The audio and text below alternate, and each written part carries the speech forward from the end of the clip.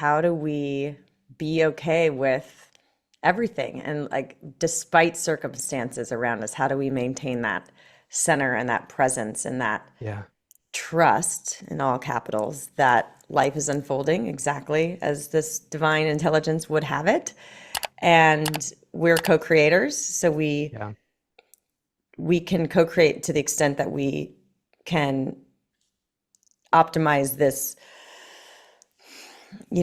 vessel Yeah. to with mental fitness, with good nutrition, with healthy relationships and environment and all these other practices and tools so that we can have the resilience to show up and be curious and be present and be trusting Yeah. that we'll be okay no matter what is happening around us, as the earthquake, like Yeah.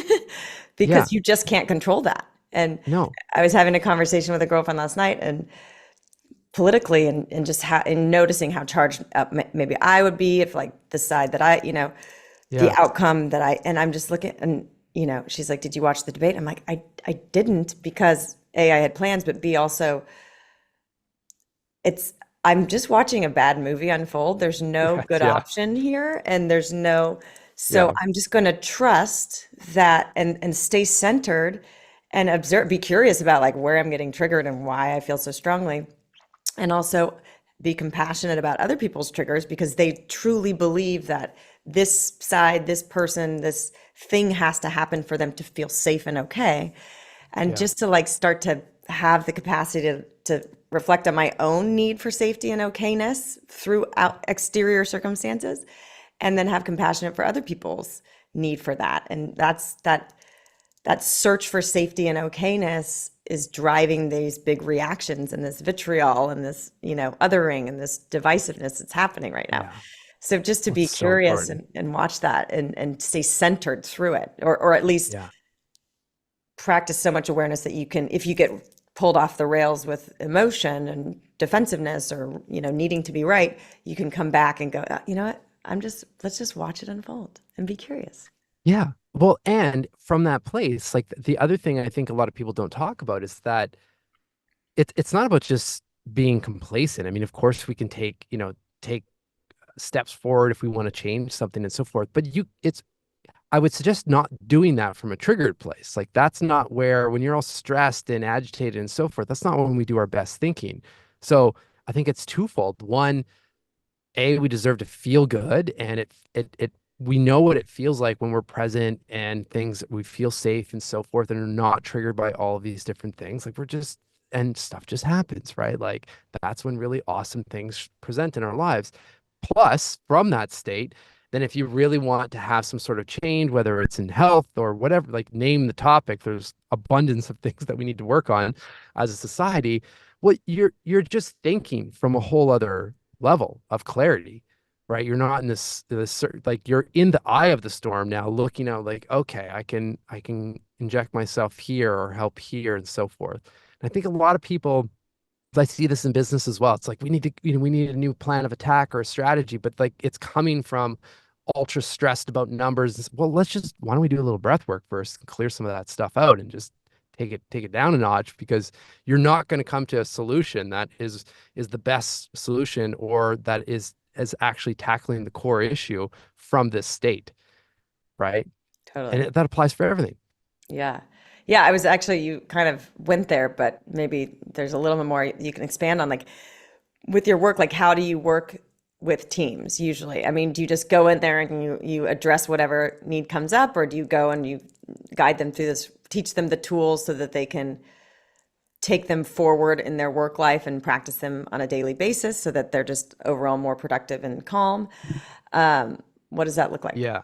Yeah, I mean, we're in an interesting time right now because I still very much have to watch the language I use when it comes to this work. So like I think even if the title says something like mental performance or mental fitness, a lot of people don't know what mental fitness is, but it still comes with, is this guy going to show up in a robe and beads and like a gong or something like that? And I usually make that joke, that there's nothing wrong with any of that. But as you can, I come from the corporate space. And guess what? All of the stuff we're going to talk about, I'm not inventing. Like this stuff has been around since the beginning of time. And then I have to show, oh, well, here's this billionaire that does this. Here's this Olympian. Here's this Pulitzer Prize writer. This is why I keep the show running. Um, just to like blow out the ego and open the door for conversation. Because then we can start talking about or start checking in. And I did this yesterday with with a small table or a small round group of all CEOs. And I just started, same thing we're talking with. Said, the last 3 days, if you had to describe how your mind feels, what's one word you would use? Overwhelmed, stressed, scattered, like all of this stuff. So, well, let's deal with that. This is data. Let's just talk about this and let's put together some mental fitness plans that are personalized to you. Because I can say, hey, well, here's what Tony Hawk does, but you're not Tony Hawk, and neither am I. But the things that the practices, the rituals, the activities, what those things are to put your mind in a good state. So let's just start by identifying those things. So you've got the list, and then let's anchor it to something that you're working towards. No different than we know when we physically exercise on a general basis, it's good for our health. But if we tack that onto we're training for a race or something, our training is at a whole other level, Mm-hmm. right? So tack it on to, I don't know, if you're launching a product or unfortunately, there's a lot of change management happening. If the company is restructuring or whatever the situation is, well, throughout this process, let's make sure that you've got some things dialed in when it comes to your health that you've implemented into your schedule. So you can handle that level of emotion and not get to the end of the day completely drained, right? Like it's possible. And then we actually, because I never say we're going to do any breath work because they'll throw me out of the room. Then then we do the breath work and I show, it's 2-3 minutes and the whole room is like completely different energy, Yeah. right? And it's like, see, like, again, next time that email comes in, or if you're dealing with something like you're breathing, right? And let's not forget, we come into the world taking a breath and we come out of the world with a final breath, but we don't think about the in-between part that often, or we don't think about when we're jamming on our laptop and we're crunching down, and we're constricting our lungs. Like you're not, and everyone gets it on that one. So then they sit up, and it's just to show like this is just practical stuff Mm-hmm. and you're going to feel good. You're going to do better. I mean, and sometimes I'll start whipping out the stats and stuff, but I don't like to get there because it's common sense. Like when Mm-hmm. we're feeling good, we'll do good. And yeah, teams that are mentally fit are 30%, 37% more profitable than unfit teams. Mm-hmm. But it doesn't like, of course, when you're stressed, you're not feeling well, you're not going to perform at the same level. So try to avoid all the data and whatnot and just like let's just think about this from a practical level. Mm. But we're not there yet, Kelly. Like there's great teams that are adopting this, of course, and I have to do like less trickery when it comes to the language.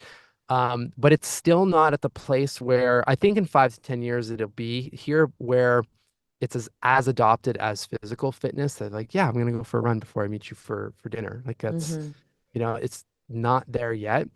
And I think we also forget, like I remember with our app I remember this one pitch deck we had for investment.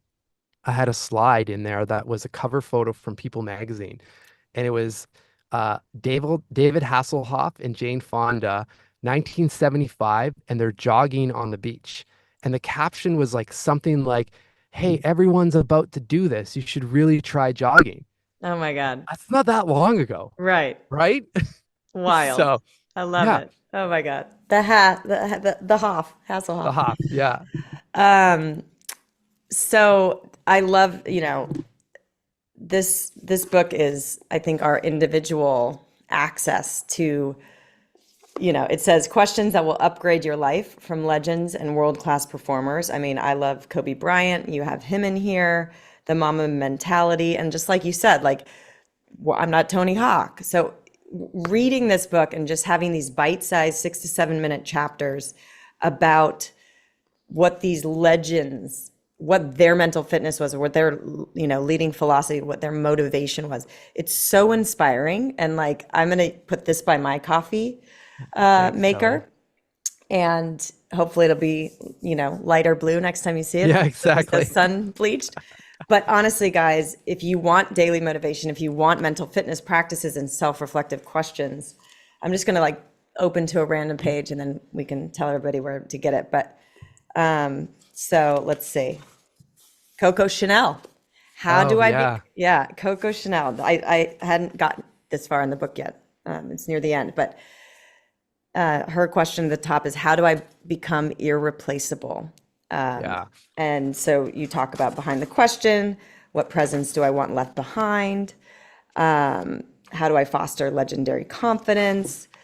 And then the final thought you have is, confidence with presence breeds irreplaceability. So that's one example. Let me go to another one just so you guys have contrast of what is being offered in this book, because I feel like it's very potent. Like, this is going to be my superpower.